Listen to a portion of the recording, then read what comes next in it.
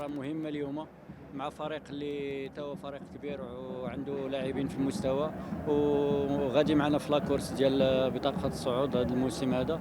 فكان لابد لنا اننا نقدموا واحد الاداء اللي يرضي الجماهير ديالنا ويخلينا دائما في الصدارة. الحمد لله ربي ما خيبناش، اللاعبين قدموا اللي عليهم، طاقم تقني توا قام بالعمل ديالو طيله الاسبوع، هيئ اللاعبين بدنيا ونفسيا لهذه المباراة هذه. كنبغي نشكر الجميع وعلى راسهم الجمهور، لانه صراحه بلا به ما كناش غنقدموا هذا الاداء وغتكون هذه النتيجه هذه. فالحمد لله. كنا اليوم كانت العوده ديالنا للملعب ديالنا اللي كنرتاحوا فيه، وحتى طريقه اللعب ديالنا فهي كتناسب هذا الملعب هذا. يعني كنا كنتكرسوا شويه في الملاعب ديال السانتيتيك. فالحمد لله كما شفتوا اليوم الفريق رجعت ليه ديك الروح. بطبيعة الحال النتيجة كانت في صالحنا. كنتمناو إن شاء الله أننا نبقاو دائما في الصدارة، وهذه المرحلة ديال الراحة اللي غتكون فكنحاولوا نستعدوا بشكل جيد للمباريات اللي وهو كيف ما قلتي. فالحمد لله احنا منذ بداية السنة فالفريق كان الطموح ديالو هو بطاقة الصعود هذا الموسم هذا.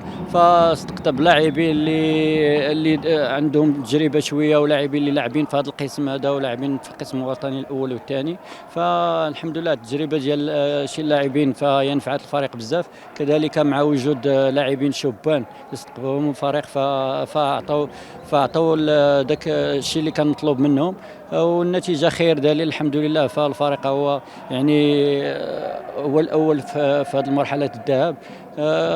بطبيعة الحال إلا كان شي تغييرات وكذا فكنظن بأن المكتب المسير فهو واعي بهذه المسألة هذه، وكذلك الطاقم التقني هما عارفين شغلهم. كنتمنى احنا ما علينا الا نخدموا ان شاء الله، واللي كان يقضي واش غنقول لك. فالحمد لله يعني المرحلة الذهاب كان هذا هو الهدف ديالنا ونساليوها في المقدمة.